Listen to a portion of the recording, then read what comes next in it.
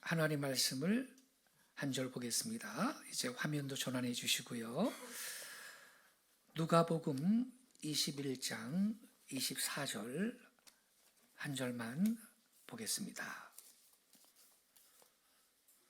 누가복음 21장 24절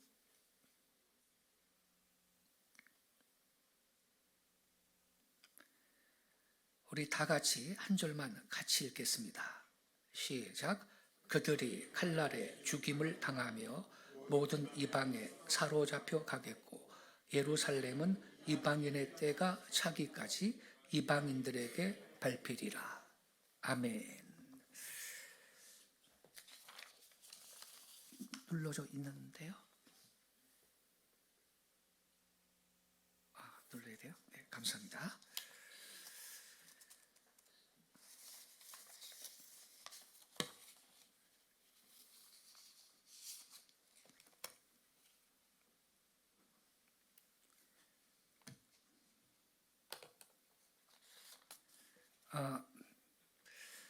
지난 10월 7일 가자 지구에 있는 하마스가 기습 공격을 해서 이스라엘의 많은 민간인들이 희생되었습니다.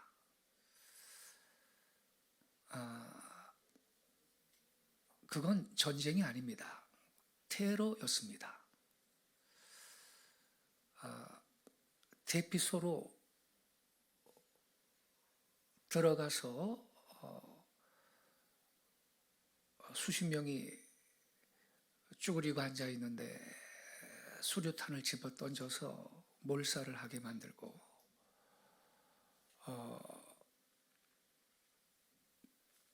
또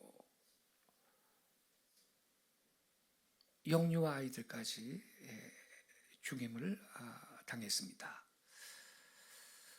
뭐 해야 되나요? 네? F5? F5 누르라고요? 눌렀어요. 네.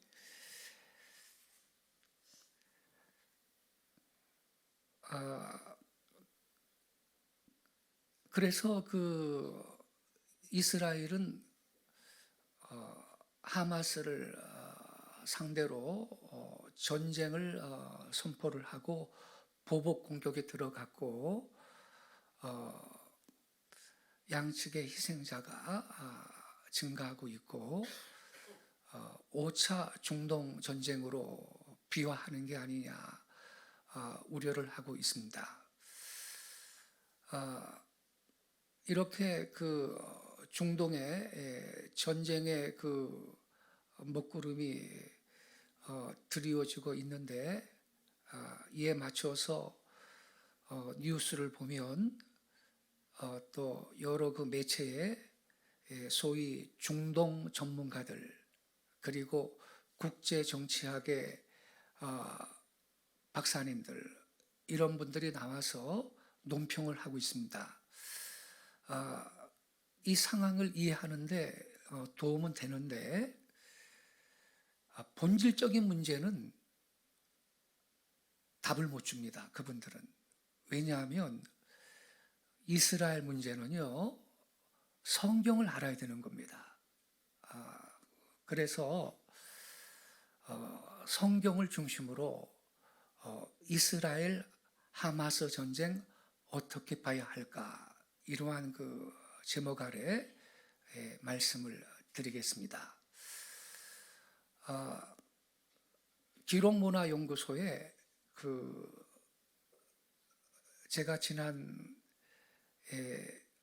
월요일 6분 정도 되는 이 유튜브 영상을 올렸는데요.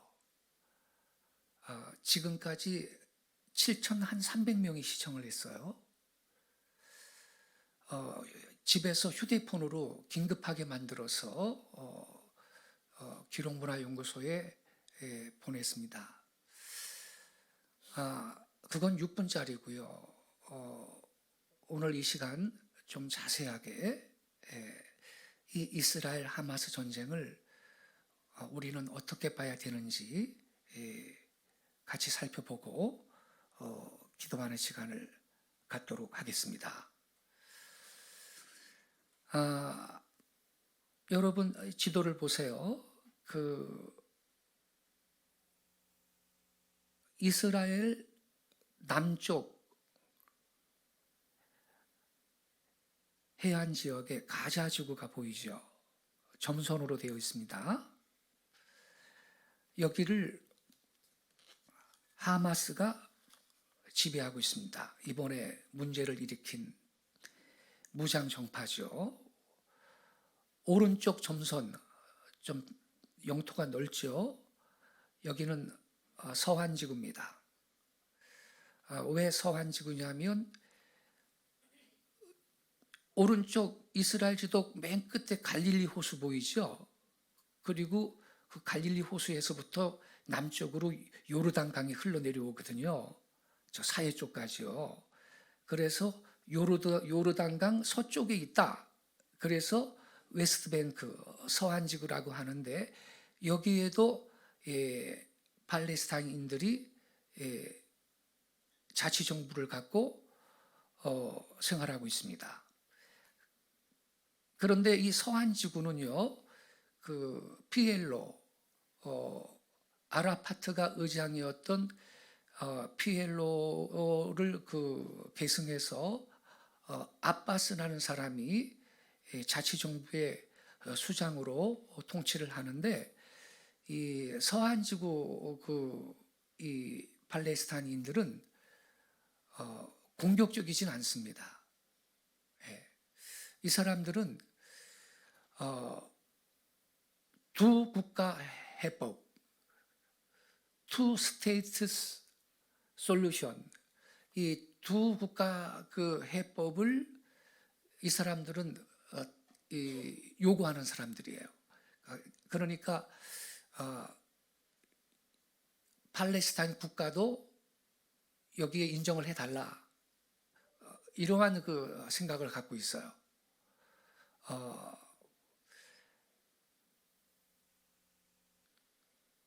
그런데 가자 지구는 하마스 같은 게 지금 통치를 하고 있는데 이 하마스는요, 그런 거 없다.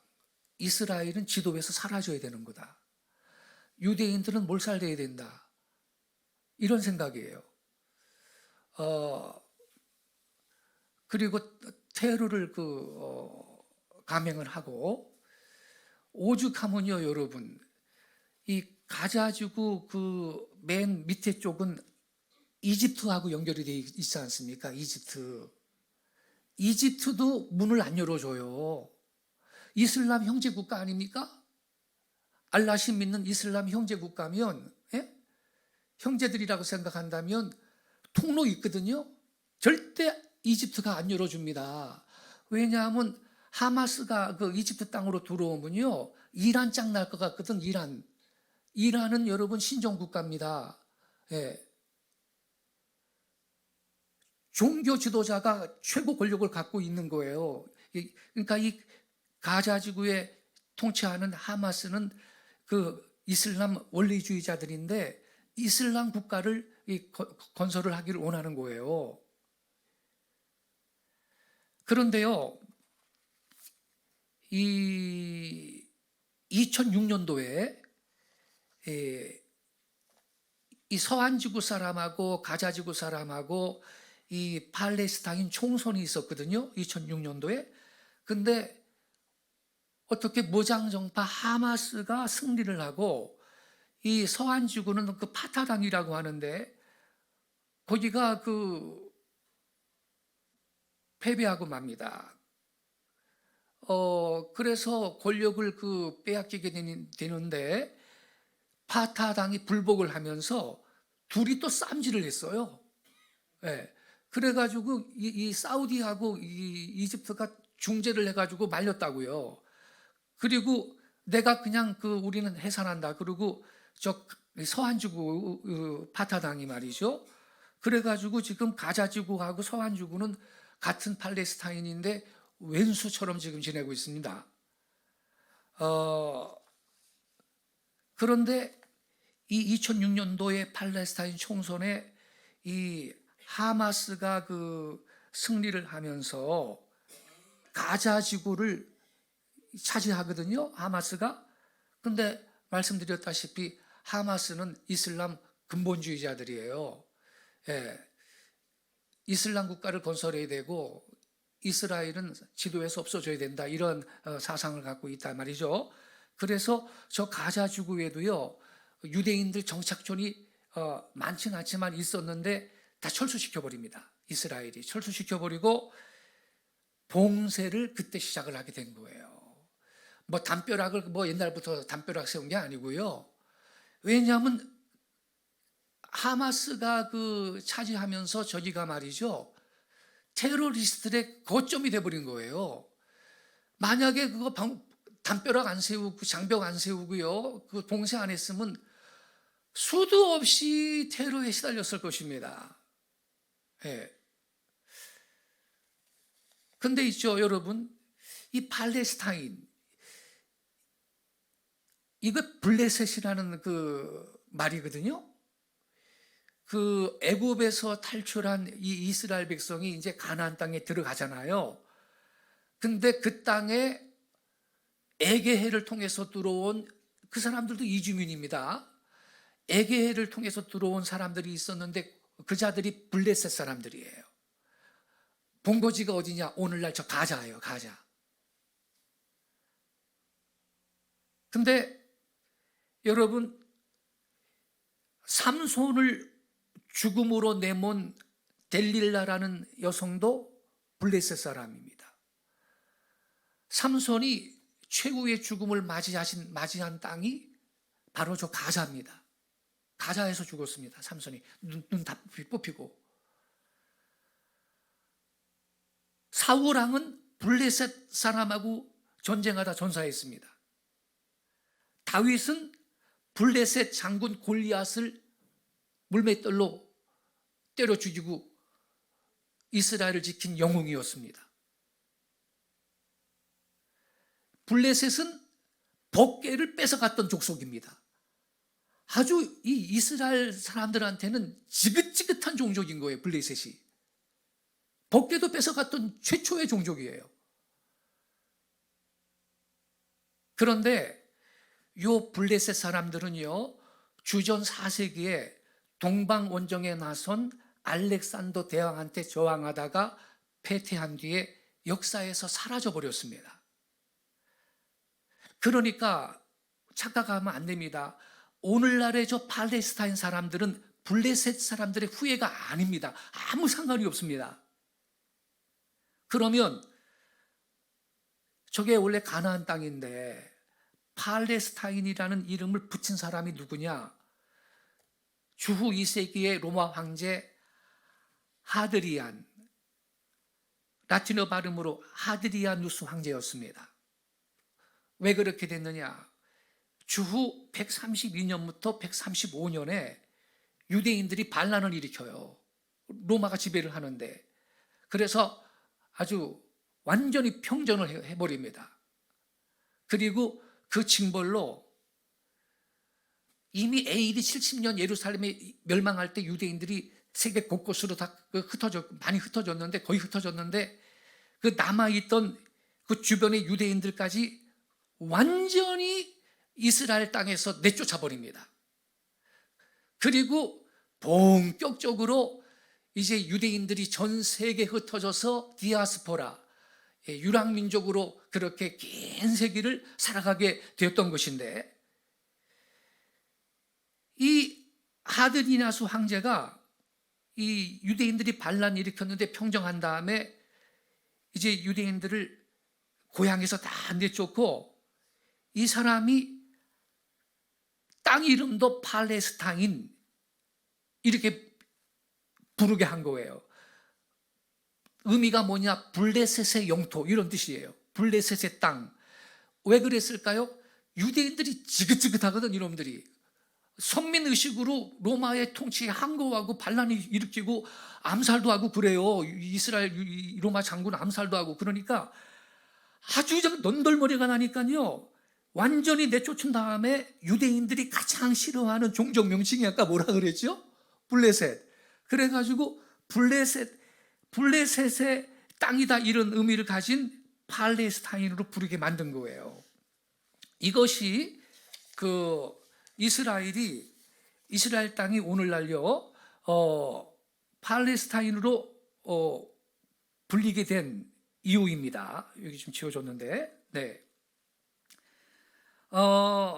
원래는 라틴어 팔레스티나죠. 팔레스티나인데, 블레셋의 라틴어 발음이 팔레스티나인데, 이제 영어식으로 표기한 국제적인 명칭이 팔레스타인이 된 것입니다. 그러니까 여러분, 아까 말씀드렸듯이 지금 저 팔레스타인, 소위 팔레스타인 사람들, 이 사람들은 블레셋인의 후예가 아니고요. 이스라엘 사람들이 AD 70년 예루살렘이 멸망할 때 세계 도처로 흩어지고 135년에는 본격적으로 이제 완전히 이 이스라엘 땅에서 쫓겨나거든요. 그래서 전 세계에 흩어져서 이 디아스포라 백성으로 살게 되는데, 그러면 그 직후에 아랍 사람들이 그 땅으로 바로 들어왔을까요? 아니거든. 세월이 흘러가면서 그 땅은요 방치되고요, 말라리아 모기가 드실거리고 늪지가 많고 황무지가 되어 있었습니다. 1800년대까지도 그래요. 그 유대인이 말이죠, 유대인이 팔레스타인에 처음 들어간 해가 1882년이에요. 유대인이 1948년 5월 14일 날 이 이스라엘 나라로 우리 고토로 들어가자. 왜냐하면 2차 세계대전 당시에 히틀러한테 600만 명이 학살을 당하니까 이러다 우린 멸종하겠다, 우리는 유대 국가가 필요하다, 그러면서 시오니즘 운동이 불이 붙으면서 1948년 5월 14일 날 이 이스라엘 나라에 들어가 가지고서는 이 유대 국가를 독립을 선포하잖아요. 근데 그 전에 이미 유대인들이 들어가고 있었어요. 최초는 1882년도였고요. 가서 그 천막 치고 땅 개간하고 마을 만들고 그러가고 있었어요. 그런데 이제 2차 세계대전에 600만 명이 학살을 당하니까 본격적으로 들어가서 나라를 세우게 된 건데, 그러면 아랍인들은, 그럼 유대인들이 AD 70년에 예루살렘 멸망할 때 세계에 흩어지고 135년에 하드리나 누스 황제에 의해서 전 세계에 쫓겨난 직후에 그러면 주변의 아랍인들은 꽃장들 그 땅에 들어가서 정착촌 만들고 살았나? 아닙니다. 1800년대 초까지만 해도 거기는 황무지였다라고 역사의 기록이 남아 있습니다. 어떤 유명한 여행가가 그 길을 방문했더니 사람이 살 수 없는 곳, 그런 땅에, 그러니까 아랍인들도, 주변 아랍인들도 이 이스라엘 땅에 들어간 건 오래 잡아야 1800년 전후에 들어가서 그 주변에 사니까 이스라엘 유대인들보다 먼저 들어가서 이 마을 만들고 살았던 거죠. 그리고 아까 말씀드렸듯이 이 사람들은요 블레셋의 후예가 아니고요, 이집트에서, 아랍 사람들이니까 이집트에서도 들어간 사람이 있고, 시리아에서 들어간 사람이 있고, 요르단에서 들어간 사람이 있고, 레바논에서 들어간 사람이 있고, 모로코에서 들어간 사람이 있고, 이런 아랍인들이 들어가서 거기 살았다 이 말이에요. 그러니까 그 사람들은 쿠르드 민족처럼 무슨 한 종족이 아니라니까. 한 종족도 아니고요, 이 사람들은 한 나라가 있었던 적도 없던 사람들인데 1948년에 유대인들이 들어가서 우리 고향 땅이다, 그리고 나라를 건국하자 그러니까 덩달아서 우리도 팔레스타인 국가 세워야 되는데 이렇게 나온 거예요.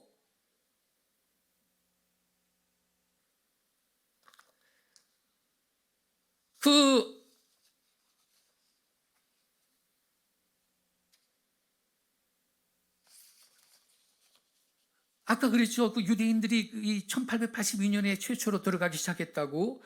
그리고 유대인들이 계속 들어가면서 이 텔아비브처럼요, 그 현대적인 도시를 세우고 마을을 구성하는데 그때 아랍인들은 구경만 했습니다. 일부 유대인들이 아랍인들한테 땅 좀 팔라 그러면 비싼 값을 받을 궁리만 하고 이랬던 사람들입니다. 그런데 막상 이스라엘이 국가를 세우고자 하니까 우리도 국가 세우겠다고. 그 사람들은 한 민족이 아니라니까요. 주변의 아랍 나라들, 여러 나라들한테서 들어와 가지고 그냥 살던 아랍인들인데, 이게 지금 이스라엘 팔레스타인 갈등의 이 뿌리가 되는 것이죠. 그리고 마침내 지금 가자 지구에 있는 이 하마스 무장 세력이 공격을 해서 지금 전쟁 상태가 되었는데,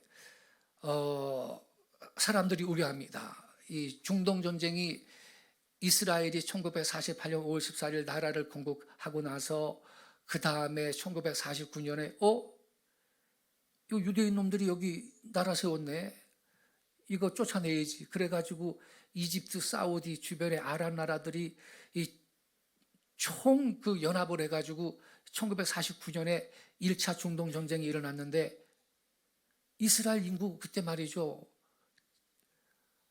100만도 안 됐거든요. 이스라엘이 이겼어요.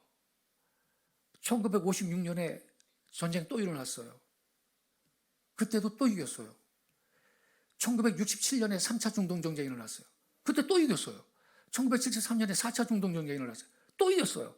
근데 5차 중동 전쟁이 이제 일어날 것 같다 이렇게 생각하는데, 여러분, 만약에 5차 중동 전쟁이 일어나면 이스라엘은 지도에서 사라질까? 그렇지 않다는 것을 제가 성경에 근거해서 말씀을 드리겠습니다. 이스라엘의 심판과 회복에 대한 예수님의 예언의 말씀이 있는데요, 마태복음 23장 37절입니다. 예루살렘아 예루살렘아 선지자들을 죽이고 내게 파송된 자들을 돌로 치는 자여, 암탉이 그 새끼를 날개 아래 모음같이 내가 내 자녀를 모으려 한 일이 몇 번이더냐. 그러나 너희가 원하지 아니하였도다. 38절 보라 너희 집이 황폐하여 버려진 바 되리라. 이 38절 예언이 AD 70년에 로마 군대가 이 예루살렘을 멸망시킬 때 이게 성취가 된 거예요, 여러분. 그리고 39절에 이렇게 주님이 말씀하십니다. 우리 39절은 같이 읽겠습니다. 시작. 내가 너희에게 이르노니 이제부터 너희는 찬송하리로다. 주의 이름으로 오시니여 할 때까지 나를 보지 못하리라 하시니라. 여기 밑줄 친 데를 잘 보셔야 돼요. 찬송하리로다 주의 이름으로 오시는 이여 할 때까지 나를 보지 못한다 그랬는데, 이게 이중적인 의미를 갖고 있습니다. 이 찬송하리로다 주의 이름으로 오시는 이여, 이것은 유대인들이 그들의 메시아를 영접하는 찬송입니다. 복음서에 보면요, 우리 예수님께서 나귀를 타시고 예루살렘에 입성하실 때도 예수님을 믿는 유대인들은 호산나 찬송하리로다 주의 이름으로 오시는 이여 찬송하리로다 오는 우리 조상 다윗의 나라여 가장 높은 곳에서 호산나 이러면서 예수님을 맞이했습니다. 성경을 볼까요? 마가복음 11장 7절 8절 나귀 새끼를 예수께로 끌고 와서 자기들의 겉옷을 그 위에 얹어 놓음에 예수께서 타시니 많은 사람들은 자기들의 겉옷을 또 다른 이들은 들에서 벤 나뭇가지를 길에 펴며 9절 같이 읽겠습니다. 시작. 앞에서 가고 뒤에서 따르는 자들이 소리 지르되 호산나 찬송하리로다 주의 이름으로 오시는 이여 찬송하리로다 오는 우리 조상 다윗의 나라여 가장 높은 곳에서 호산나 하더라. 이때도 찬송하리로다 주의 이름으로 오시는 이여 호산나 하면서 예수님을 유대인들이 영접을 했습니다. 예수님을 믿는 유대인들은요. 왜 그때 그렇게 노래했는가? 당시에 예수님을 믿던 유대인들은 지금 나귀 타고 예수님이 예루살렘에 입성하시는데 그때가 다윗의 나라, 곧 하나님의 나라가 임한 줄 알고 예수님을 그 나라의 왕, 곧 메시아로 영접하는 행동이었습니다. 여기 밑줄 칠 때 그 나라의 왕 이렇게 밑줄 쳐놨죠. 보세요, 여러분. 누가복음 19장 38절에는 왕으로 번역이 기록되어 있어요. 이르되 찬송하리로다 주의 이름으로 오시는 왕이요. 이렇게 기록되어 있죠. 그런데 너희는 찬송하리로다 주의 이름으로 오시는 이여 할 때까지 나를 보지 못하리라 예수님이 말씀하셨는데, 이 말씀은 이중적인 뜻을 갖고 있습니다. 첫째, 언젠가는 유대인들이 예수님을 그들의 왕과 메시아로 영접할 날이 있을 것이다 라는 의미를 갖고 있습니다. 두 번째, 유대인들이 예수님을 그들의 메시아로 인정하고 영접할 때까지 주님은 세상에 다시 오지 않을 것이라는 뜻이 됩니다. 여러분 보세요. 너희는 찬송하리로다 주의 이름으로 오시는 이여 할 때까지 나를 보지 못한다 그랬거든. 이 말씀은요, 유대인들이 예수님을 그들의 메시아로 인정하고 영접하게 될 때까지 예수님께서 세상에 다시 오시지 않겠다라는 그런 말씀인 것입니다. 따라서 여러분, 오늘날 유대인들이 여전히 그들의 불신앙으로부터 회심하지도 않았고 불신앙과 결별하지 않았음에도 불구하고 예수님이 곧 재림할 것이라고 임박한 종말론을 주장하는 어떤 목사가 있다면 그것은 거짓말을 하고 있는 것입니다. 속아서 안 됩니다. 이스라엘의 회심이 있기 전에는 메시아 예수님은 재림하시지 않습니다. 이것이 예수님의 재림이 지금까지 지연되는 가장 큰 이유인 것입니다.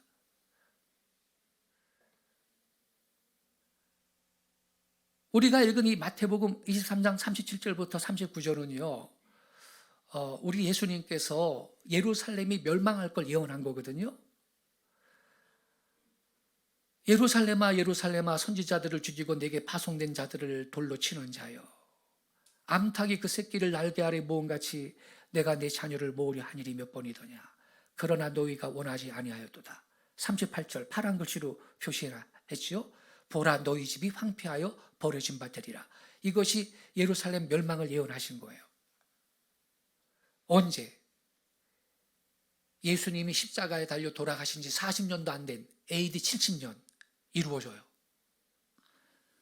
로마 장군 티투스, 디도 장군이 이끄는 로마 군대에 의해서 예루살렘이 포위되었고 멸망을 합니다. AD 70년에. 왜냐하면요, 아까 말씀드렸듯이 유대인들이 선민의식이 있어가지고 로마의 집에 항거를 해요. 게릴라전 막 펼치고. 그러니까 이거 안 되겠네. 그래가지고 로마 군대에 의해서 망하게 되는데 AD 70년 로마 군대가 와가지고 포위했다가 완전히 멸망을 시킵니다. 이 전쟁에서 무려 110만 명의 유대인이 사망하고요. 2000년 전인데 여러분, 오늘날 인구 비례로 한번 생각해 보세요. 거의 다 죽은 거예요. 약 9만 7천 명이 포로가 되어 노예로 팔려갔습니다. 이때가 또 6월절이었거든요. 절기 지키겠다고 예루살렘에 총 집합을 했네. 유대인들이요. 엄청 죽은 겁니다. 예. 이 사람이 당시 예루살렘을 파괴했던 로마 황제 티투스 디도 장군입니다. 당시에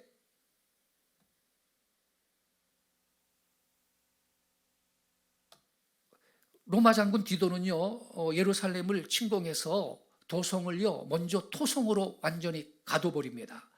이 토성은 3일 만에 급히 만들었기 때문에 때마침 6월절로 모인 100만 명 넘는 유대인들은 성 안에 갇혔고 많은 사람들이 양식이 떨어진 거예요. 그래서 기근으로 죽었는데 1세기의 유대인 역사학자 요세푸스 같은 책 보면요, 이때 기근이 심해가지고 여자들이요, 오늘은 내 자식 잡아먹자, 내일은 네 자식 잡아먹자 그랬다는 거예요. 실제로 그랬다는 거예요.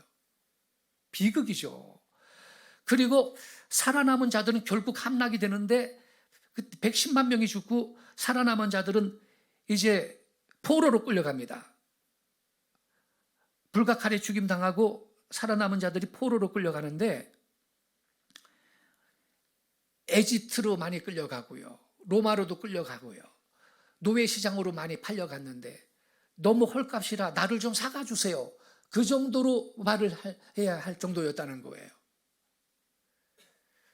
그리고 또한 디도 장군은 아이를 메어치고 사람들을 학살했고 성전과 성곽을 위시해서 전 도시를 완전히 파괴할 것을 명령을 했고요. 돌 하나도 돌 위에 첨놓이지 않고 성전이 완전히 무너져 버렸습니다. 왜냐하면 이 돌 사이에 이 성전 그 벽돌 돌 사이에 금이 있다라는 그 소문이 퍼지면서 그거 캐나겠다고 돌 하나도 첨놓이지 않고 다 그냥 무너지게 된 것입니다. 그런데 미리 이것도 예수님이 예언을 하셨어요. 마태복음 24장 1절 2절 예수께서 성전에서 나와서 가실 때 제자들이 성전 건물들을 가리켜 보이려고 나아오니 2절 같이 읽겠습니다. 시작. 대답하여 이르시되 너희가 이 모든 것을 보지 못하느냐. 내가 진실로 너희에게 이르노니 돌 하나도 돌 위에 남지 않고 다 무너뜨려지리라. 예수님 미리 예언했어요. 언제 이게 성취됐어요? AD 70년 예루살렘이 멸망할 때. 이거는요, 로마에 지금도 있습니다. 로마에 세워진 디도 장군의 개선문에 부조된 옮겨지는 예루살렘 성전의 기구들입니다. AD 70년 예루살렘을 부히 함락시킨 후 성전의 금촛대, 진설병, 떡상, 나팔 등을 전리품으로 가져간 것을 개선문에 부조한 거예요. 이거 보세요. 지금도 로마에 가면 이거 볼 수 있어요. 로마 장군 디도에 의해서 건축이 되었고요. AD 70년에 예루살렘 파괴를 기념하는 조형물입니다.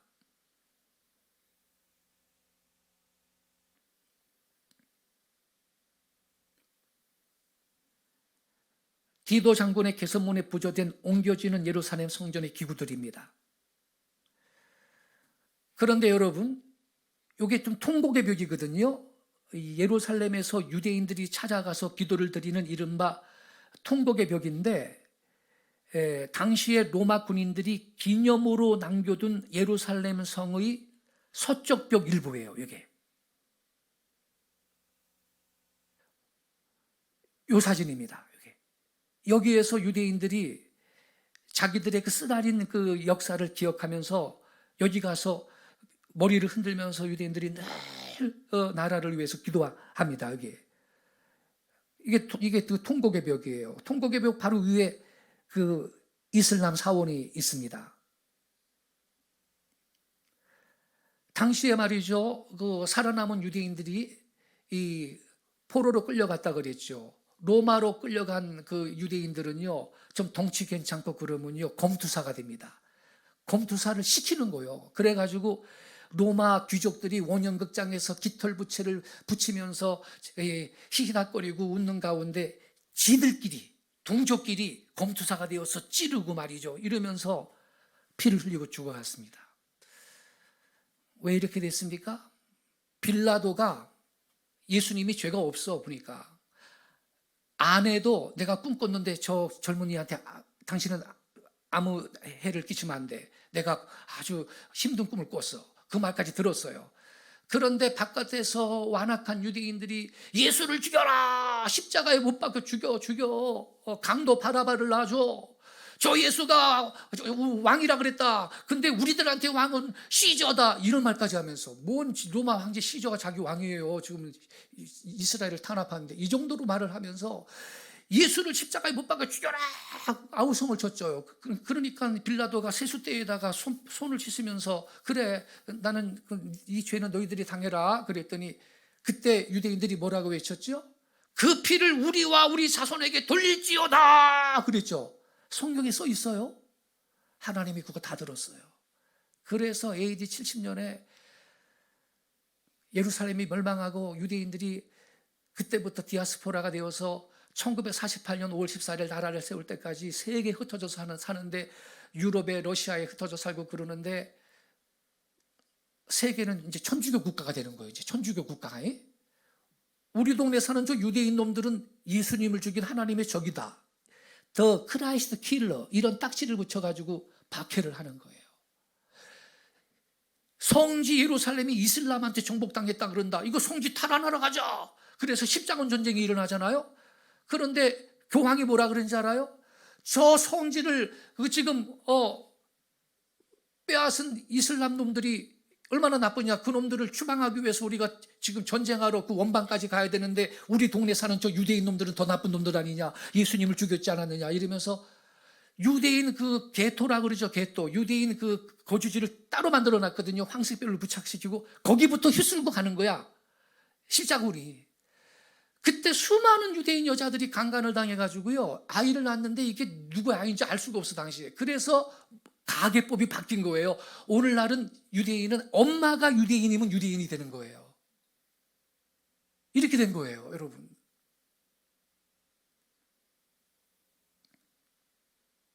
그러니까 여러분, 우리가 말 조심해야 돼요. 왜 그 핏값을 우리와 우리 자손에게 돌리라고 아우성을 치냐고요. 이 한심한 사람들이요. 정말 핏값을 거의 1900년 동안 피를 흘리며 살았지, 유대인들이. 그런데 AD 70년에 이런 그 예루살렘 멸망, 이 역사적 사실은요, 누가복음 19장 41절부터 44절에 기록된 예수님의 예언의 말씀이 정확하게 또 이루어진 거예요.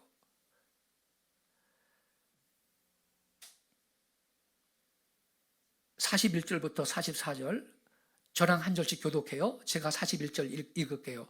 가까이 오사 성을 보시고 우시며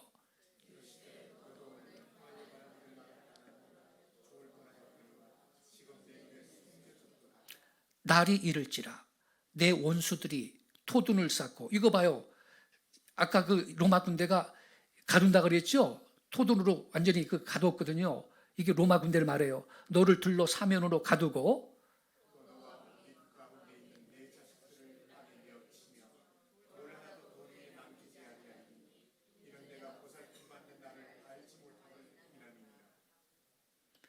근데 여러분 여기에요. 41절에 가까이 오사 성을 보시고 오시며, 이 성은 예루살렘 성을 말하는데 예수님이 이제 유대인들이 예수님을 계속 배척하잖아요. 그래서 이제 마지막으로 예루살렘으로 십자가 지려고 들어가기 직전입니다. 이 상황이. 그래서 새끼 낙이 타고 입성하잖아요. 그때 이 예루살렘 성 가까이 오셔가지고 예루살렘이 처절하게 망할 걸 아시니까 그 성을 보시고 우셨다는 거예요. 여기 41절에. 그래서 여기 지금 예수님이 깊은 상념에 잠겨 있는 겁니다. 저 밑에 예루살렘 성 보이죠? 그 예루살렘 성을 우리 주님이 바라보시면서 깊은 상념에 잠겨 계시는 거예요. 그리고 우신 거예요. 처절하게 망할 걸 아시니까 우신 거예요. 그런데 여기 41절에 우시며 이랬는데, 여러분, 성경의 복음서에 예수님이 우셨다라는 말이 딱 2번 나오거든. 지금 여기에 우시며라는 말이 나오고 나사로의 무덤 앞에서 우셨다라는 말이 나오는데 헬라어는 원어가 달라요. 여기에 41절에 우시며라는 말은 에크라우센인데 소리내어 통곡하는 거예요. 나사로 무덤 앞에서 우신 건요, 에다 크리셴이라는 단어인데 그냥 눈물을 흘린 거예요. 그러니까 여러분, 예수님은요 통곡을 하며 지금 이 성을 바라보면서 우신 거예요. 예루살렘아, 예루살렘아, 암탉이 그 새끼를 날개 아래 모음같이 내가 너희를 몰려가니리 몇 번이더냐. 너희가 근데 원하지 않았구나. 날이 이를지라 원수들이 토둔으로 쌓고 너희를 사면으로 가두고 네 자식들을 땅에 메어치고, 이렇게 지금 통곡하면서 지금 예언을 하시는 거예요. 왜 예수님은 예루살렘 성을 바라보시며 그렇게 소리내어 오셨을까? 그 까닭은 AD 70년에 있을 예루살렘 멸망 사건을 예견하셨기 때문입니다. 여기에서 우리는요, 우리도 우리 조국을 위해서 울 수 있어야 됩니다. 나라가 망하려 그러는데, 나라가 엉뚱한 방향으로 간다 그럴 때 우리도 이 조국을, 또 북한 구원을 위해서 울며 기도해야 할 줄로 믿습니다. 예수님은 통곡하며 기도했어요. 근데요, AD 70년의 예루살렘 멸망 사건은요, 우리 예수님께서 누가복음 21장 20절에서 21절에서도 또 예언하신 적이 있어요. 20절부터 21절. 자, 저랑 한 절씩 교독하겠습니다. 제가 먼저 20절을 읽을게요. 너희가 예루살렘이 군대들에게 에워싸이는 걸 보거든 그 멸망이 가까운 줄을 알라.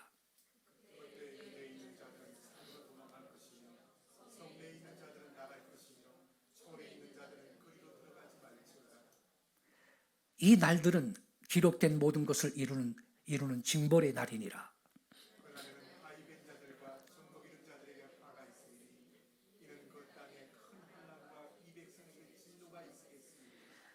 이 백성에게요, 이스라엘 백성을 말하는 겁니다.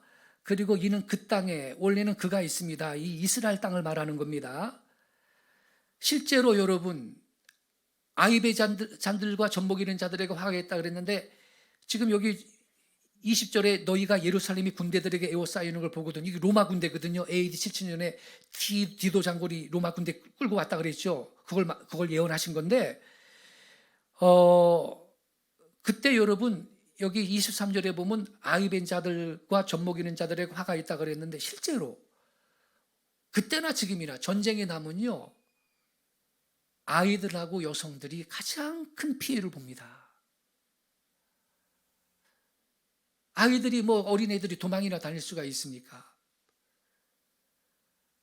여성들과 아이들이 가장 큰 피해를 보는 거고, 아까 말씀드렸듯이 유대인 여자들이 오늘은 네 자식 잡아먹자, 내일은 내 자식 잡아먹자, 그런 적도 있었고, 실제로 예수님 예언대로 로마 군인들이 네 자식들을 땅에 매우 쳤다 그랬죠. 실제로 그런 일이 있었습니다. 그리고 24절이 이게 중요한 말씀이에요. 24절 같이 읽겠습니다. 시작. 그들이 칼날에 죽임을 당하며 모든 이방에 사로잡혀 가겠고 예루살렘은 이방인의 때가 차기까지 이방인들에게 밟히리라. 여기 노란 글씨가 중요합니다. 예수님이 이제 이 유대인들에 대한 심판을 예언하시는 거 아니에요. 너희들은 칼날에 죽임을 당하고 모든 이방 나라한테 다 흩어지게 된다. 이게 예언한 거 아니에요? 그런데 24절 하반절에 그러면서도 소망의 말씀을 하나 딱 남겨놓은 거예요. 예루살렘은 영원히 이방인들한테 밟힌다 그랬어요. 이방인의 때가 차기까지 이방인들한테 밟힌다 그랬어요. 이방인들의 때가 차기까지 이방인들에게 밟힌다 그랬잖아요. 그러니까 이방인들이 예루살렘을 차지하고 지배하는 기간은 정해져 있는 거예요. 이게 소망의 말씀이 되는 거예요. 자, 보세요. 그러면 우선 말이죠. 그러면 AD 70년에 이스라엘이 로마 군대한테 포위당해가지고 유대인들이 110만 명 죽고 망했다 그랬잖아요. 그러면 당시에 여러분 예수 믿는 유대인들이 소수지만 예루살렘에 있었는데, 이스라엘에 있었는데 그들도 도매금으로 다 죽었나? 그게 아니고요. 당시에 예수님을 개인적으로 받아들인 유대인 크리스천들의 행방을 좀 확인해 봐야 됩니다. 1세기의 유대인 사학자 요세푸스의 기록에 의하면요, 당시 예수 믿는 유대인들이요, 이들은 이 전쟁에서 한 사람도 희생되지 않고 다 살아남았다고 합니다. 당시 로마의 디도 장군이 이끄는 군대가 예루살렘에 투입되기에 앞서서 게스투스 갈루스 장군이 이끄는 로마군이 AD 66년에 먼저 예루살렘을 포위했었습니다. 그런데 보급로 확보가 미흡하여서 일단 철수했다가 다시 올려다 도중에 유대인 게릴라에 의해서 피살되어 가지고 그 계획이 좌절돼 버립니다. 그래서 AD 68년에 로마는 다시 디도 장군을 파견해서 예루살렘을 포위하였고, 이 공격으로 AD 70년에 이스라엘이 마침내 멸망을 한 것입니다, 여러분. 그때 이제 유대인들이 세계 전역으로 흩어지는 것이죠. 그리고 예루살렘은 장기간 이방인의 통치 아래로 들어가게 되는 겁니다. 그러나 당시에 유대인 크리스천들은요, AD 66년 예루살렘이 군대에 포위된 걸 보고 누가복음 21장 20절 21절에 기록된 예수님의 말씀을 생각한 거예요. 여기 뭐라 그랬어요? 너희가 예루살렘이 군대들에게 에워싸이는 걸 보거든 그랬죠. 그 멸망이, 즉 예루살렘 멸망이 가까운 줄 알아라. 그리고 예수님이 이미 제시하셨어요. 어떻게 하라 그랬죠? 그때 유대에 있는 자들은 산으로 도망가라. 예루살렘 성내에 있는 자들은 나가라. 촌에 있는 자들은 들어가지 말라. 분명히 예수님 말씀하셨는데 이게 딱 생각난 거야. 예수 믿는 유대인들은 이 구절이 생각난 거예요. 그래가지고요,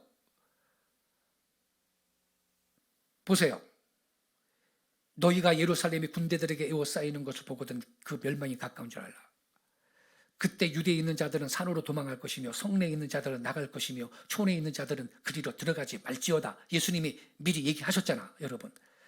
그래서 그때 예수 믿는 유대인들은 이 성경 말씀을 알잖아요.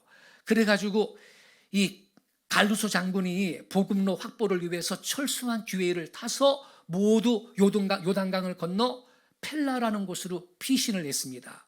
그래서 그들은 한 사람의 희생도 없이 전쟁이 끝난 뒤에 모두 제 고장으로 돌아간 것입니다. 이것은 당시의 이스라엘의 남은 자들에 대한 하나님의 놀라운 보호의 손길이었던 것입니다.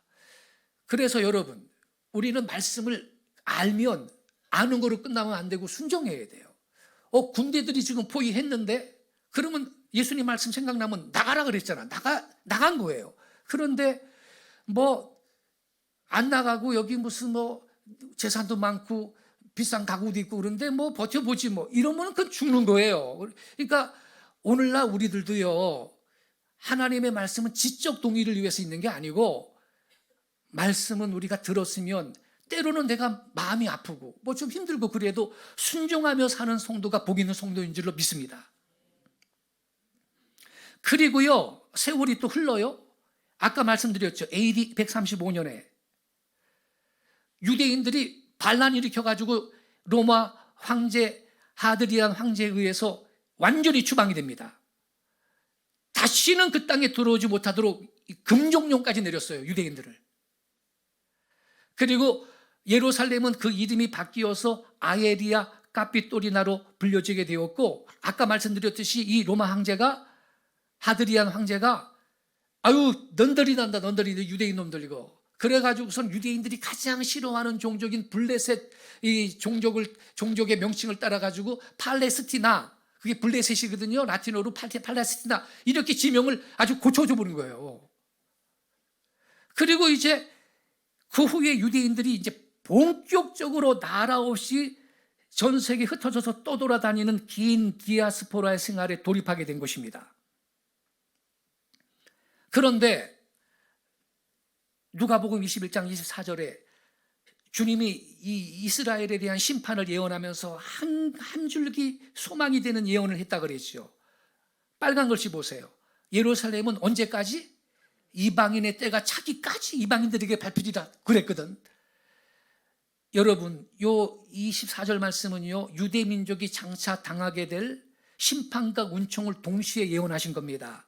먼저는 이스라엘 백성이 예루살렘을 빼앗기고 온 세계로 흩어져야 하는 징벌을 받을 거지만, 그러나 때가 되면 다시 회복하시겠다는 은혜의 말씀이기도 한 것입니다. 왜? 예루살렘은 이방인의 때가 차기까지라 그랬거든. 그때까지 이방인들에게 밟힌다 그랬거든요. 그래서 이 구절은 회복이 약속된 심판의 말씀입니다. 예루살렘은 이방인의 때가 차기까지 이방인들에게 밟히리라. 상반절, 그들이 칼날에 죽임을 당하며 모든 이방에 사로잡혀 가겠고, 이것은 예루살렘 주민에게 닥치게 될 끔찍한 운명을 묘사한 거고요. 하반절, 예루살렘은 이방인의 때가 차기까지 이방인들에게 밟히리라. 이것은 그 다음부터 이방 민족이 그 도시 예루살렘에 거하고 지배할 거지만 그것은 기한은 정해져 있다. 이걸 말씀하신 거거든요. 그러면 예루살렘은 이방인의 때가 차기까지 이방인들에게 밟히리라 그랬는데, 이방인의 때란 뭐냐? 우리 이 노란 글씨 같이 읽겠습니다. 두 줄 시작. 이방 민족이 예루살렘을 차지하고 지배하도록 하나님께서 이방인들한테 허락하신 기간을 말합니다. 이때까지만 이방인들은 예루살렘을 차지할 수가 있는 거예요. 그러므로 이방인들의 예루살렘 지배 및 통치는 어디까지나 그 기한이 정해져 있는 거예요. 이방인들은 다만 하나님께서 그들에게 허락하신 때까지만 예루살렘을 차지하고 지배할 수가 있을 뿐인 것입니다. 그리고 그 이방인의 때는 주후 70년 로마에 의한 예루살렘 멸망과 함께 시작을 한 겁니다. 그리고 AD 135년에 하드리안 황제는 금종령까지 내려버렸다 그랬죠. 본격적으로 이제 이방인의 때에 돌입하게 된 겁니다. 그래서 여러분, 우리가 성경을 통해 알아야 돼요. 이방인은요, 하나님이 허락하신 기간 이상으로 절대로 예루살렘을 차지할 수가 없습니다. 허락하신 그 기간 때만 이방인들이 예루살렘을 지배할 수가 있는 겁니다. 따라서 예루살렘이 유대 민족에게로 다시 회복이 된다면 그것은 이방인의 때가 끝났음을 보여주는 가시적 증거가 되는 겁니다. 그런데 1948년 5월 14일에 이스라엘이 독립국가로 재탄생하고요. 19년 뒤인 1967년 6월 달에 3차 중동전쟁인 6.1 전쟁을 통해서 예루살렘이 이스라엘의 통치하에 다시 들어오게 되어버렸습니다. 여러분, 1948년 5월 14일 이 이스라엘이 독립을 할 때, 국가를 다시 건국할 때 예루살렘은 그때는 요르단 땅이었어요. 그런데 3차 중동전쟁 때, 6.1 전쟁 때 예루살렘을 탈환을 해버린 거예요. 1967년 6.1 전쟁 당시 예루살렘 탈환한 이스라엘 군인들입니다. 근데 이 예루살렘에 아까 황금돔 이슬람 사원 있잖아요. 이거 맨 처음에 쓸어버리려고 그랬어요. 그런데 그것까지 쓸어버리면 너무너무 세상에 시끄러울 것 같으니까 이스라엘이 그 지배는 하지만 그 이슬람 교도들이 거기 가서 뭐 예배는 드리게 허용하지만 허용하는 거로 하고 그냥 놔둔 거예요. 그런데 최근에 네타냐후가 좀 강성파거든. 그래가지고서는 그 황금돔 이슬람 사원의 유대인들, 이 종교적인 유대인들, 아주 보수적인 유대인들이 가서 성경 읽고 막 그러니까 뿔이 난 거예요. 지금 하마스가 뭐 이슬람 성지를 뭐 좀 더럽혔다고 말이죠. 그래서 여러분, 3차 중동 전쟁은요, 요르단이 차지하고 있던 동예루살렘을 이스라엘의 통치하로 회복시키므로 예루살렘은 이방인의 때가 차지까지 이방인들에게 발필이라는 말씀이 성취되는 전쟁이었습니다. 빨간 것이 중요합니다. 마침내 1967년 예루살렘이 회복된 거예요. 예수님의 예언이 약 1900년 만에 이루어진 겁니다, 여러분. 이건 역사의 기적이에요. 여러분 생각해 보세요. 우리는요, 일본한테 있죠. 35년 동안 지배를 당했는데 우리는 내 땅에 우리 민족이 살고 있으면서도 우리 힘으로 해방을 못하고 미국한테 원자폭탄 2대 맞으면서 일본이 망해서 우리가 나라를 찾았어요. 유대인들은요, 거의 1900년 동안 자기 고토에서 완전히 뿌리째 뽑혀가지고 전 세계에 흩어져서 살다가 거의 1900년 만에 고토로 돌아가서 나라를 세웠다니까. 이건 역사의 기적입니다. 하나님의 섭리가 배후에서 여러분 일하셨던 거예요. 왜냐하면 예수님이 말씀하셨잖아요. 예루살렘은 이방인의 때가 차기까지만 이방인들에게 밟힌다고. 그 예수님의 예언을 하나님이 이루어 주시려고 하나님이 역사의 배후에서 개입하셔서 일어난 사건이 1948년 5월 14일 이스라엘 독립이었던 것입니다. 그러니까 우리가 함부로 말하면 안 돼요. 이스라엘이, 아랍 사람들이 팔레스타인 땅 살았는데 아랍 사람들이 수천 동안 살았던 아랍 사람들 땅, 팔레스타인 땅을 유대인들이 점령했다. 이거 틀린 말이에요. 무슨 아랍 사람들이 수천 년 동안 거기 살아요. 아까 제가 말씀드렸죠. 1800년대 초까지만 해도 거기는 황무지예요. 목이나 드실래고요. 그러니까 아랍 사람들이 주변에 가까운 데 있으니까 1800년대 전후로 조금씩 들어가 가지고서는 이 아랍 사람들이 먼저 살았죠. 그렇지만 아까 말씀드렸지 유대인도 1800년대 초에 들어가기 시작했어요. 그리고 아랍인들은요, 팔레스타인이라는 민족이 아니에요. 그냥 이집트 사람, 요르단 사람, 시리아 사람, 레바논 사람, 여러 아랍 사람들이 거기 들어가 사는 것 뿐이에요. 그들은 종족이 아니고 민족이 아니에요, 원래. 근데 유대인들이 나라 세우겠다니까 이거 봐라, 우리도 나라 세워야지. 이렇게 된 거예요, 문제가 지금. 그러니까 유대인이 아랍인의 땅을 점령한 게 아니고요, 점령이 아니라 소유입니다. 회복이고요. 그래서 여러분, 예루살렘은요 1967년까지 이방인들한테 계속 짓밟힘을 당했는데 1967년 6.1 전쟁 이래로 예루살렘이 이방인들에게 짓밟히는 일이 끝난 거예요. 바로 이때에 예수님이 말씀하신 그 이방인의 때가 종막을 고했습니다. 이렇게 이방인의 때는 약 1900년 동안 지속되다가 1967년에 종결됐습니다. 아주 긴 시간이었습니다. 지금 예루살렘은 이스라엘의 통치 아래 들어가 있습니다. 성지 순례 가서 여러분 동예루살렘 다 갈 수 있고요. 거기서 여러분 우리는 사진 찍고 노래 부르고 할 수 있습니다. 그런데 요번에 하마스가 이 무장정파고 지금 이 기습 공격을 해서 이건 테러지 전쟁이라고 할 수가 없어요. 민간인들을 어린 아이들까지 아기들까지 죽였는데, 그래서 지금 보복 공격에 나서는 바람에 지금 중동에 5차 중동 전쟁이 일어날 것이다, 이런 그 우려가 있는데, 그 하마스를 배후에서 지원하는 나라가 이란이 아닙니까? 이란이거든요. 그런데 우리나라가 이란에서 수입한 원유 대금 60억 달러인가 뭐 그거 동결돼 있었는데 얼마 전에 풀어줬는데 재동결해 버렸죠. 그거 테러 지원금으로 써먹으면 안 된다고. 예. 그런데 이 사람이 이란 최고 지도자 알리 하메네이인데요. 이런 말을 했어요. 2012년 8월 19일 날 이슬람 최대 명절 이드 알 피트르에서 연설할 때 한 말인데, 서방 강대국들이 모든 지역 문제의 근원인 이스라엘이라는 암 종양을 중동에 심어놨다. 그 암 종양이면 제거해야 되잖아. 이런 말을 하고요. 또 있죠. 이런 말도 했어요.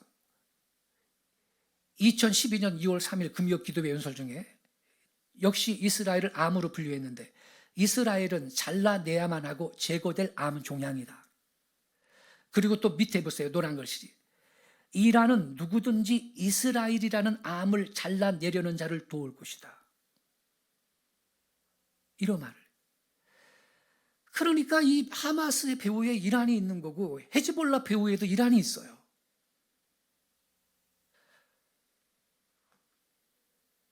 근데 요번에 우리는 직접 지원 안 했어. 이래요, 지금. 이게 너무 충격적인 사건이고 민간인 공격하고 그러니까 이 사람이요.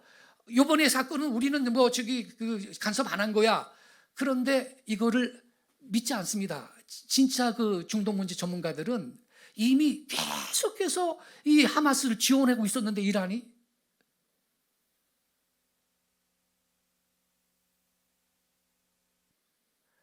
이런 말도 했습니다. 이 사람이. 이스라엘은 지도에서 사라져야 한다. 그러나 이스라엘을 지도에서 없애려는 모든 시도는 헛될 것입니다. 왜 그럴까요? 이방인이 예루살렘을 지배하는 기간, 곧 이방인의 때는 끝났기 때문입니다. 그래서 여러분, 제가 예언할게요. 만약에 이번 사건 때문에 5차 중동 전쟁이 발발한다. 이집트, 사우디, 모든 아랍 나라들이 1차, 2차, 3차 중동 전쟁처럼 연합해가지고 이스라엘을 지도에서 없애버리자. 지중해 바다로 다 유대인들을 다 내몰아서 몰살을 시켜버리자. 그러면서 전쟁을 시작했다고 칩시다. 이스라엘이 패전할까요? 이스라엘이 지도에서 사라질까요? 염려하지 마세요. 그런 일은 없을 겁니다. 역사가 입증하잖아요. 1차, 2차, 3차, 4차 중동 전쟁이 일어났는데 그때마다 이스라엘은 사라지지 않았고 땅이 더 넓어졌는데, 만약에 5차 중동 전쟁이 일어나서는 안 되겠지만 만약에 일어나도 이스라엘이 사라질까요? 안 사라집니다. 예루살렘을 이방인이 또 차지할까? 안 됩니다. 왜냐하면 이방인의 때는 종결되었기 때문입니다. 이것은 역사가 입증한다. 이스라엘 국가 오탑니다. 수리프 중동 전쟁이 4번 있었는데, 하지만 그때마다 이스라엘은 지도에서 사라지지 않았습니다. 오히려 전쟁할 때마다 이스라엘 영토가 확장됐어요. 여러분, 맨 그 왼쪽 지도가 녹색이 팔레스타인 이렇게 되어 있잖아요. 이것은 땅 이름을 그렇게 쓴 거지 종족 이름이 아니에요. 팔레스타인 땅이다 이게. 그런데 흰색이 점점점 흰색이 보이죠. 이게 유대인들이 정착촌을 만들고 유대인들이 산 거예요. 이게 몇 년도로 돼 있어요? 1947년. 그런데 두 번째 사진 보세요.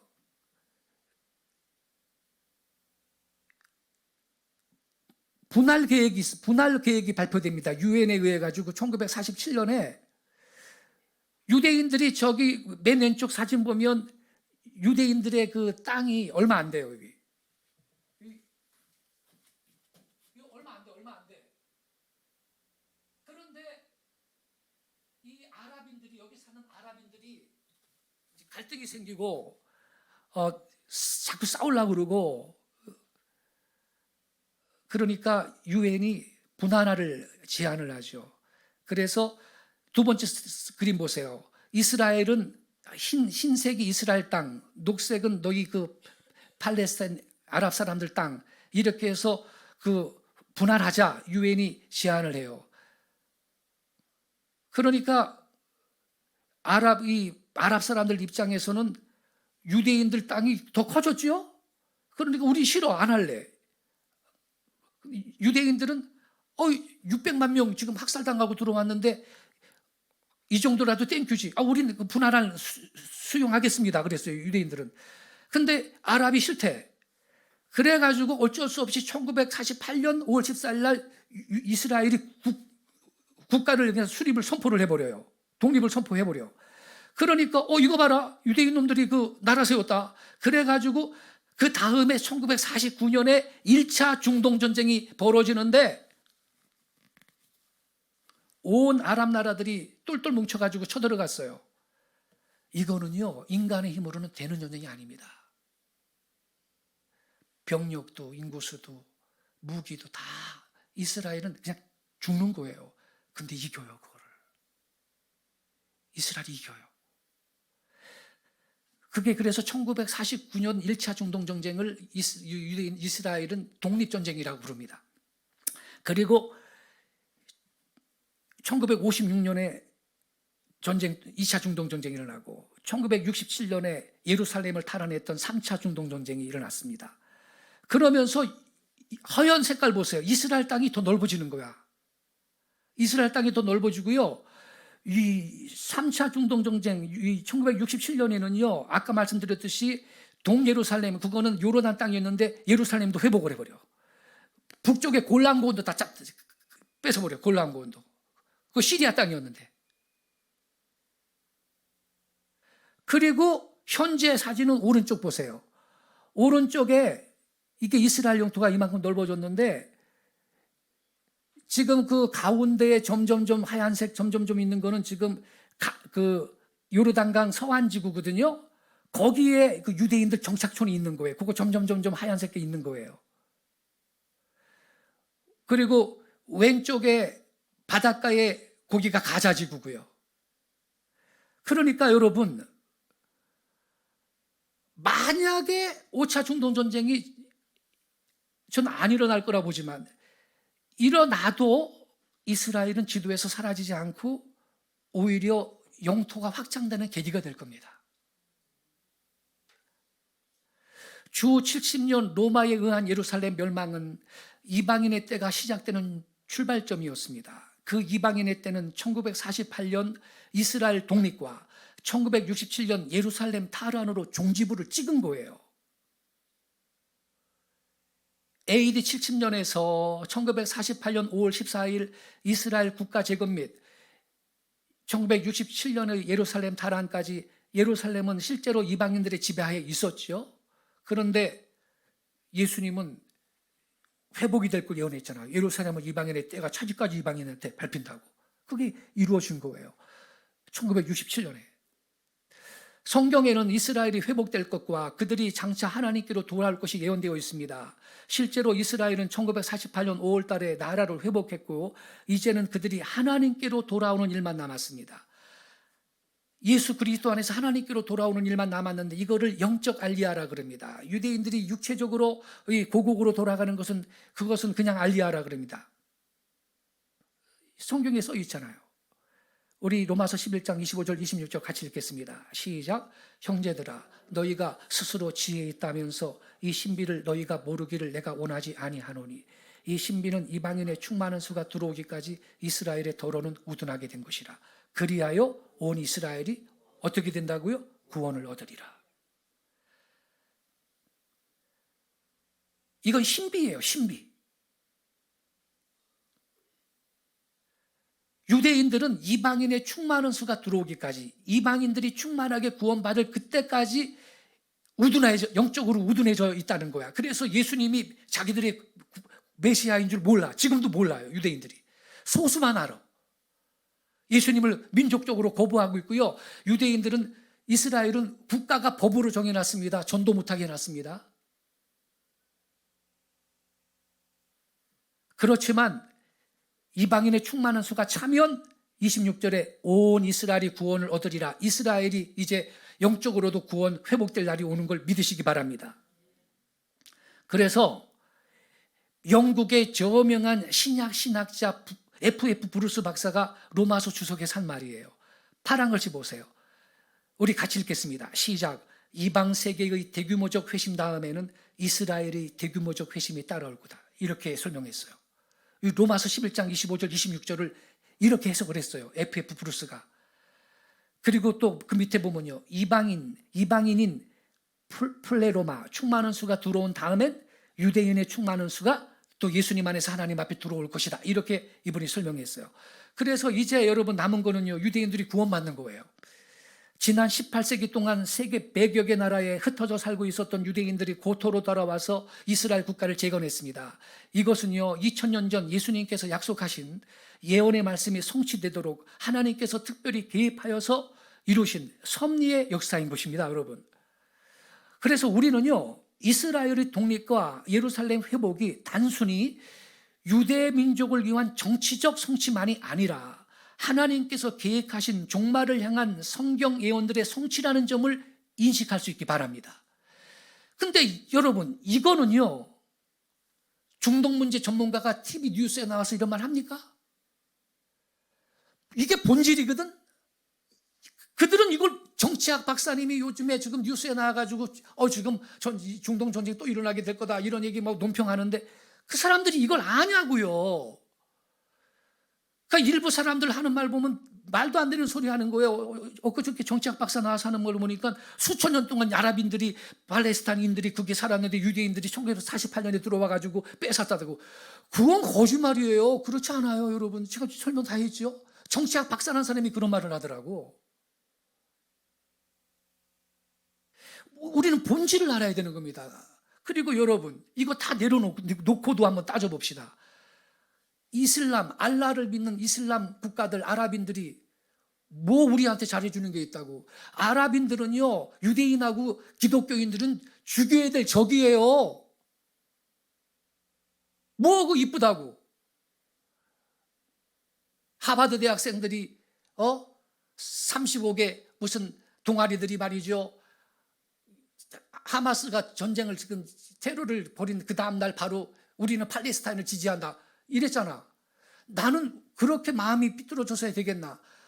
설령 그런 말 하고 싶어도 지금 당장 지금 테러를 당했는데 어린아이까지 죽었는데 우리는 그와 같은 폭력과 테러를 규탄한다. 이 말을 해야지 우선은. 우리 정신 차려야 돼요. 제가 일방적으로 유대인 편들자고 하는 말이 아니에요. 이제 그래서 이 이스라엘 백성은요, 유대인들은요, 관리를 잘할 의무가 있는 겁니다. 어쨌든 아랍인들이 살고 있으니까 이스라엘 땅에 있는 아랍인들을 관리를 잘할 그 의무와 책임이 있는 거죠. 어떤 분이 그래요. 지금 그래서 가자 지구를 지금 이제 공격을 하려고 그러잖아요. 가자 지구가요, 땅이 좁은데, 서울 한 반 정도 되는 곳에 200만 명 정도 산단 말이에요. 서울 반 정도 되는 면적에 200명 사는데 언론이 얼마나 선동질을 하냐면 세계에서 가장 인구 밀집도가 높은 땅이래. 여러분, 서울은요, 거기가 가자지구가 서울의 반 정도 되는 땅에 200 몇십만 사는데, 그러면 서울은 여러분 1000만 명이 살거든? 어디가 더 밀집도가 높아요? 우리 서울이지. 이런 식으로 선동질을 하는 거예요. 근데 여기 이걸 다 그대로 이 서방 언론의 이런 얘기들을 그대로 그냥 인용해가지고 뉴스에 내보내는 거예요. 기만당하지 마십시오. 그러므로 하마스의 공격으로 이스라엘의 전쟁이 발발한 지금 우리가 예루살렘을 향하여 할 일은 뭐냐? 주님은 우리에게 이렇게 명하고 계십니다. 같이 읽겠습니다. 시작. 예루살렘을 위하여 평안을 구하라. 예루살렘을 사랑하는 자는 형통하리로다. 할렐루야.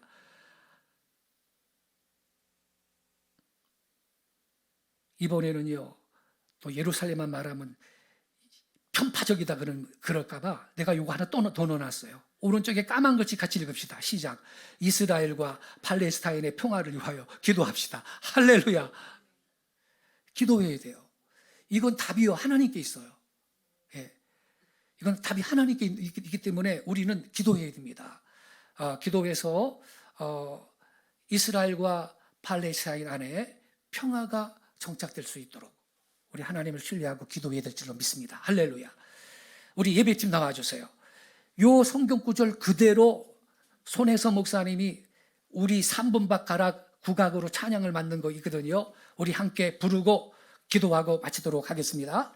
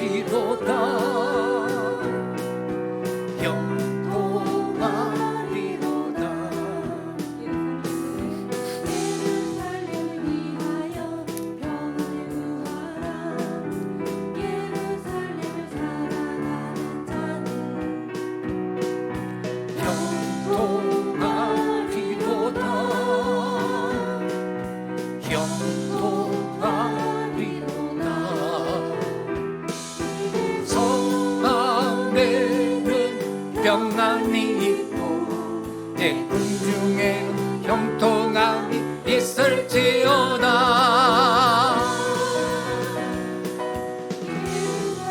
위하여 평안을 구하라.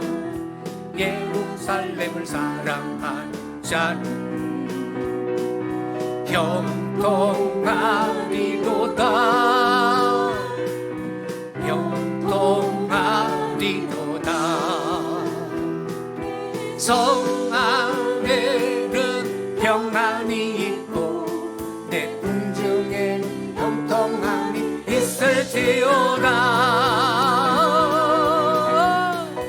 예루살렘을 위하여 평안을 구하라. 예루살렘을 사랑하는 자는 형통하리로다. 형통하리로다. 내 성 안에는 내 성 안에는 평안이 있고 내 궁중에는 형통함이 있을지어다. 예루살렘을 위하여 평안을 구하라. 예루살렘을 사랑하는 자는 형통하리로다. 형통하리로다. 할렐루야. 박수로 주님 앞에 영광 올려드리겠습니다. 아멘. 기도하겠습니다.